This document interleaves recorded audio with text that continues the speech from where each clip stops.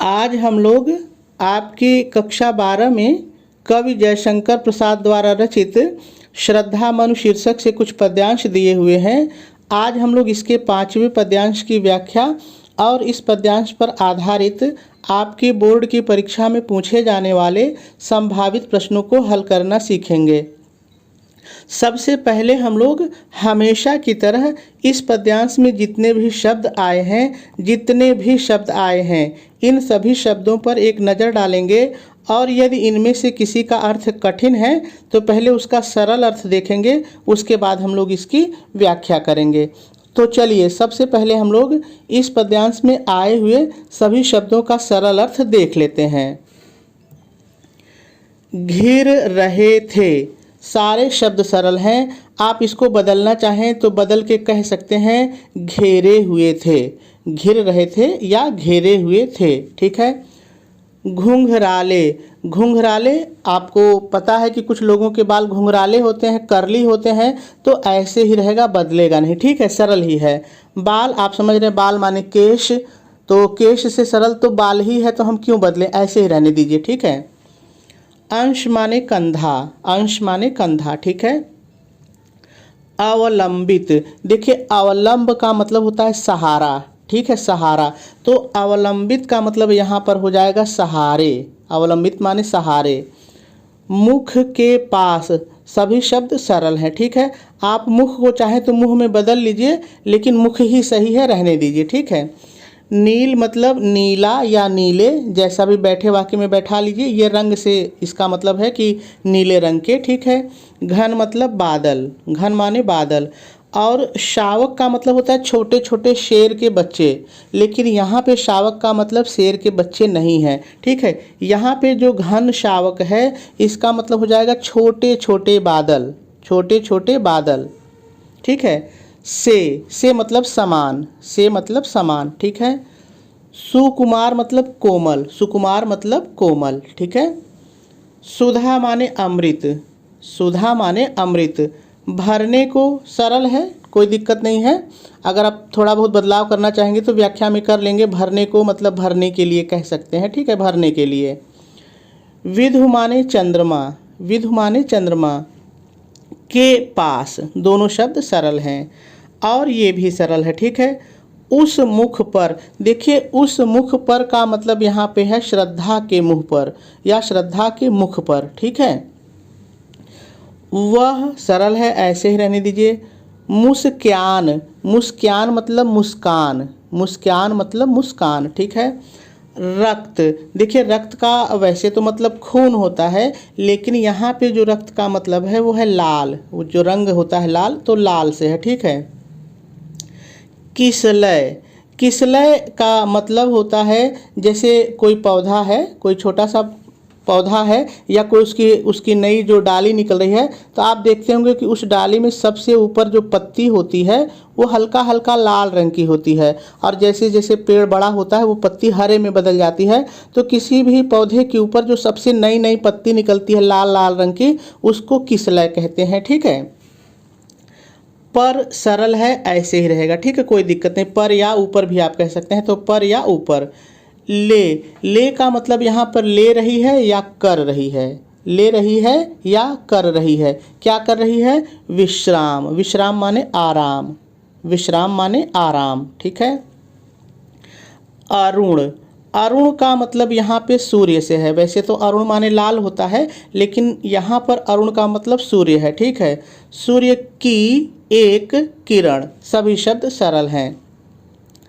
अम्लान, देखिए अम्लान का मतलब होता है चमकीली या उज्जवल, चमकीली या उज्जवल, ठीक है। अधिक सरल है, कोई दिक्कत नहीं है। अलसाई हो, अलसाई हो मतलब आलस से भरी हो या आलस युक्त हो, ठीक है। अभिराम, अभिराम माने सुंदर, अभिराम माने सुंदर। तो सभी शब्दों के सरल अर्थ हो गए। अब हम लोगों को इसकी व्याख्या करनी है, लेकिन व्याख्या से पहले थोड़ा सा हम लोग इसका संदर्भ और प्रसंग जान लेते हैं, फिर हम लोग इसकी व्याख्या करते हैं, क्योंकि कभी कभी संदर्भ और प्रसंग से भी प्रश्न पूछ लेता है। तो चलिए सबसे पहले हम लोग इसका संदर्भ लिख लेते हैं। आप संदर्भ हेडिंग डालेंगे, डैश डालेंगे और डैश डाल करके लिखेंगे प्रस्तुत पद्यांश हमारी पाठ्य पुस्तक हिंदी के काव्य खंड में संकलित श्रद्धा मनु शीर्षक से उद्धृत है। इसके रचयिता कवि जयशंकर प्रसाद जी हैं और आपका संदर्भ पूरा हो जाएगा। चलिए अब प्रसंग की बात करते हैं। प्रसंग का मतलब कि इस पद्यांश में क्या चीज़ कहा गया है, किस चीज़ का वर्णन किया गया है। तो आप प्रसंग हेडिंग डालेंगे, डैश डालेंगे और डैश डाल करके लिखेंगे प्रस्तुत पद्यांश में श्रद्धा के रूप सौंदर्य, मुस्कान और उसके मुखमंडल के अलौकिक स्वरूप का बहुत ही सुंदर वर्णन किया गया है और आपका प्रसंग भी पूरा हो जाएगा। चलिए अब हम लोगों को इस पद्यांश की व्याख्या सीखनी है। तो देखिए, एक बार मैं बहुत ही साधारण तरीके से इस पद्यांश की व्याख्या आपको बताऊंगा। उसके बाद पुनः एक एक शब्दों का प्रयोग करके भी मैं आपको इस पद्यांश की व्याख्या बताऊंगा और दोनों बार की व्याख्या आप जरूर देखिएगा। दोनों बार में आपको कुछ न कुछ नया सीखने के लिए ज़रूर मिलेगा। तो चलिए सबसे पहले हम लोग साधारण तरीके से जान लेते हैं कि आखिर इस पद्यांश में है क्या। तो देखिए इस पद्यांश में है क्या कि जो मनु हैं वो श्रद्धा के चेहरे को देखते हैं, उसके मुख को देखते हैं। तब वो देखते हैं कि जो श्रद्धा के घुंघराले काले बाल हैं वो श्रद्धा के मुंह को चारों तरफ से घेरे हुए हैं, उसके गालों को छू रहे हैं। आप बगल में चित्र देख लीजिए, इस चित्र को आप श्रद्धा मान लीजिए और देखिए कि किस तरह से इसके घुंघराले बाल इसके चेहरे को चारों तरफ से घेरे हुए हैं और इसके गालों को छू रहे हैं। ठीक यही कंडीशन वहाँ पर भी है। तो जब श्रद्धा के घुंघराले बालों को उसके चेहरे के पास घिरा हुआ देखते हैं मनु, तो वो क्या महसूस करते हैं, कैसा सोचते हैं, वही इस पद्यांश में दिया हुआ है। तो चलिए हम लोग देखते हैं कि आखिर मनु क्या सोचते हैं। ठीक है। घिर रहे थे घुंघराले बाल अंश अवलंबित मुख के पास। तो मनु कहते हैं श्रद्धा के घुंघराले बाल उसके कंधों के सहारे उसके मुख के पास घिर रहे थे, अर्थात उसके चेहरे को घेरे हुए थे, जिन्हें देखकर ऐसा प्रतीत हो रहा था मानो, कैसा प्रतीत हो रहा था, नील घनशावक से सुकुमार सुधा भरने को विधु के पास। तो ऐसा महसूस हो रहा था जैसे नीले छोटे छोटे कोमल से बादल अमृत भरने के लिए चंद्रमा के पास एकत्रित हुए हों, अर्थात उसे छूने की कोशिश कर रहे हों। चलिए आगे देखिए। और उस मुख पर वह मुस्कान रक्त किस लय पर ले आराम। आगे मन कहते हैं और श्रद्धा के चेहरे पर बिखरी हुई वह सुंदर मुस्कान ऐसी प्रतीत हो रही थी मानो लाल कोपलों के ऊपर वह आराम या विश्राम कर रही हो। कैसे विश्राम कर रही हो? अरुण की एक किरण अम्लान अधिक अलसाई हो अभिराम। इस तरह से आराम कर रही थी जैसे सूर्य की एक उज्ज्वल सुंदर और अत्यधिक आलस से युक्त कोई किरण आराम कर रही हो। ठीक है, यही इसकी व्याख्या है। चलिए अब हम लोग एक एक शब्दों का प्रयोग करके इसकी व्याख्या को सीखते हैं। सबसे पहले आप व्याख्या हेडिंग डालेंगे, डैश डालेंगे और डैश डाल करके शुरू में पहले थोड़ा सा आपको अपनी तरफ से जोड़ के लिखना पड़ेगा। आप अपनी तरफ से क्या जोड़ करके लिखेंगे, ध्यान से सुनिए।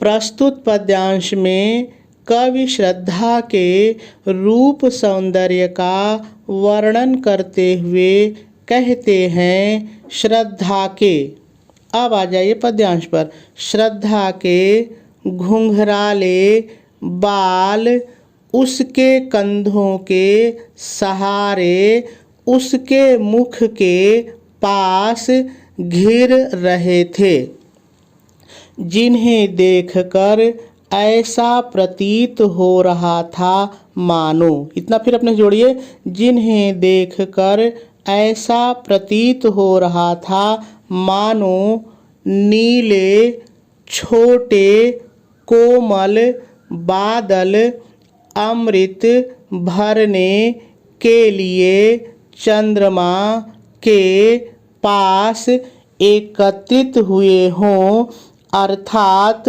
उसे स्पर्श करने की कोशिश कर रहे हों। और पूर्ण विराम लगा देंगे। चलिए आगे देखते हैं। और योजक शब्द को छोड़ दीजिए, ठीक है। श्रद्धा के मुख पर बिखरी हुई वह मुस्कान ऐसी प्रतीत हो रही थी मानो, इतना आपने जोड़िए, ऐसी प्रतीत हो रही थी मानो सूर्य की एक उज्ज्वल, सुंदर और अत्यधिक आलस से परिपूर्ण किरण लाल कोपलों पर विश्राम कर रही हो। पूर्ण विराम लगा देंगे और आपकी व्याख्या पूरी हो जाएगी। चलिए अब हम लोग इस पद्यांश के काव्य सौंदर्य और इस पद्यांश पर आधारित पूछे जाने वाले संभावित प्रश्नों को हल करना सीखते हैं। सबसे पहले हम लोग इसके काव्य सौंदर्य को देख लेते हैं। देखिए, यदि रस की बात की जाए तो इसमें संयोग श्रृंगार रस है। और आप देख रहे हैं कि इसके पहले भी जितने पद्यांश हम लोगों ने श्रद्धा मनु के पढ़े हैं, सब में संयोग श्रृंगार ही है, ठीक है। यदि छंद की बात की जाए तो यह 16 मात्राओं का श्रृंगार छंद है। यह क्या है, हम लोगों ने इसके पहले 2-3 पद्यांशों में इस पर विस्तार से चर्चा कर ली है, ठीक है। यदि अलंकार की बात की जाए तो इसमें अनुप्रास, उपमा और मानवीकरण, ये 3 मुख्य अलंकार हैं। देखिए, अलंकार से हमेशा प्रश्न पूछता है, तो चलिए हम लोग पद्यांश पर चलते हैं और देखते हैं कि आखिर ये जो अलंकार हैं वो कहाँ पर हैं, ठीक है। तो देखिए, यदि आप यहाँ पर ध्यान देंगे तो यहाँ पर जो श्रद्धा के घुंघराले बाल हैं, इनकी तुलना जो है छोटे छोटे बादलों से की गई है, तो उपमा अलंकार, ठीक है। यहाँ पे जो श्रद्धा की मुस्कान है उसकी जो तुलना की गई है वो सूर्य के किरण से की गई है, सूर्य के किरण से की गई है, ठीक है। इसलिए यहाँ पर भी हमको उपमा अलंकार दिखाई पड़ रहा है। दूसरा है मानवीकरण अलंकार। देखिए, मानवीकरण अलंकार वहाँ पर होता है जहाँ पर किसी प्राकृतिक वस्तुओं की, या आप यूँ कह लीजिए सरलता की दृष्टि से कि निर्जीव वस्तुओं को ऐसे प्रस्तुत किया जाए जैसे कोई मनुष्य है, कोई आदमी है, कोई मानव है, तो वहाँ पर मानवीकरण अलंकार होता है। देखिए, अब यहाँ पर कवि क्या कह रहा है, थोड़ा सा समझिए कि जो बादल हैं वो अमृत भरने के लिए चंद्रमा के पास इकट्ठे हुए हैं या आए हुए हैं। तो जो बादल हैं वो कोई मनुष्य हैं क्या कि कुछ भरेंगे, लेकिन कवि ने ऐसा वर्णन किया कि जैसे वो मनुष्य हैं और अमृत भरने के लिए इकट्ठा हुए हैं, है ना। अब यहाँ पर जो सूर्य की किरण है, जो कवि कह रहा है कि सूर्य की जो श्रद्धा की मुस्कान है वो सूर्य के किरण की तरह है और वो पत्तों पर आराम कर रही है। तो किरण कोई आदमी है कि थकी हुई आराम कर रही है, नहीं, लेकिन यहाँ पर कवि ऐसे उस किरण को कह रहा है कि वो पत्तों पर आराम कर रही है ना। तो यहाँ पर हमको मानवीकरण अलंकार परिलक्षित हो जाता है। अगला है अनुप्रास अलंकार। देखिए, तो यहाँ पर ध्यान दीजिए, अधिक अलसाई अ और अवर्ण की पुनरावृत्ति हुई है। यहाँ भी अ पहले आया है और यहाँ भी पहले अ आया है, तो यहाँ पर हमको अनुप्रास अलंकार मिल जाता है, ठीक है। तो इसी तरह से और भी ढूंढिएगा, कहीं पर किसी वर्ण की पुनरावृत्ति हुई होगी तो वहाँ पर भी आपको अनुप्रास अलंकार मिल जाएगा, ठीक है। चलिए आगे देखते हैं। यदि हम लोग भाषा की बात करें तो इस पद्यांश की जो भाषा है वो खड़ी बोली है। शैली इसकी प्रबंधात्मक है। प्रबंधात्मक शैली किसे कहते हैं, कई पद्यांशों में हम लोगों ने चर्चा की है। यदि गुण की बात करें तो गुण इसमें माधुर्य है, और यदि शब्द शक्ति की बात की जाए तो शब्द शक्ति इसमें लक्षणा है। चलिए अब हम लोग इस पद्यांश पर आधारित पूछे जाने वाले प्रश्नों को हल करना सीखते हैं। सबसे पहले हम लोग इस प्रश्न की सूचना को पढ़ लेते हैं कि आखिर प्रश्न पूछता कैसे है, तो आप भी मेरे साथ पढ़ लीजिए। उपर्युक्त पद्यांश को पढ़कर निम्नलिखित प्रश्नों के उत्तर दीजिए। और आपके बोर्ड के पेपर में इसी तरह से 5 प्रश्न दिए रहेंगे। वो 5 प्रश्न जो मैंने लिए हैं इसमें से भी हो सकते हैं, इसके बाहर से भी हो सकते हैं, क्योंकि देखिए एक पद्यांश पर बहुत सारे प्रश्न बन सकते हैं।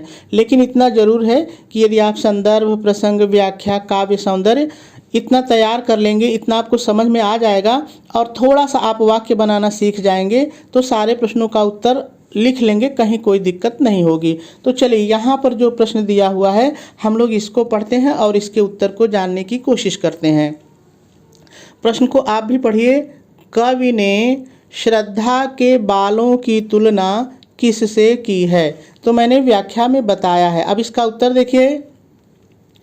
कवि श्रद्धा के बालों की तुलना नन्हे बादलों से करते हुए कहता है, श्रद्धा के घुंघराले बाल उसके चेहरे से होकर उसके कंधों के सहारे इस प्रकार झूल रहे थे मानो अमृत पान करने के लिए छोटे छोटे बादल चंद्रमा को छूने की कोशिश कर रहे हैं। और इसका उत्तर हो जाएगा। चलिए दूसरे प्रश्न पर चलते हैं।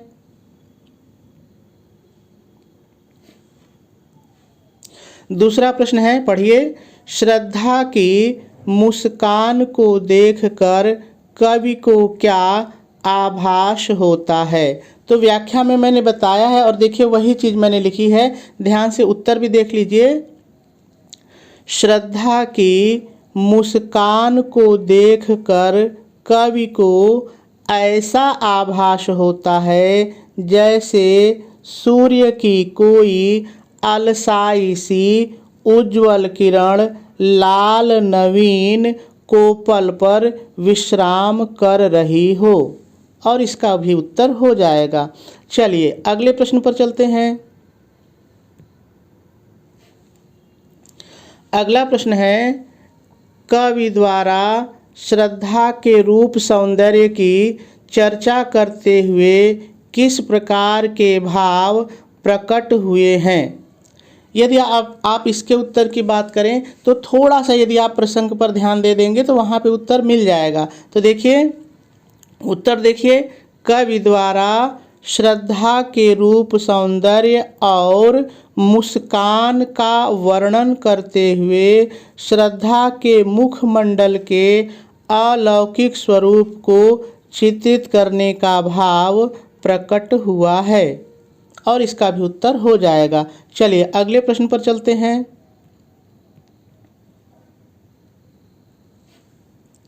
देखिए अगला प्रश्न है, मुख और सुधा। ये आपका जो पद्यांश है उसमें ये दोनों शब्द आए हैं, ठीक है।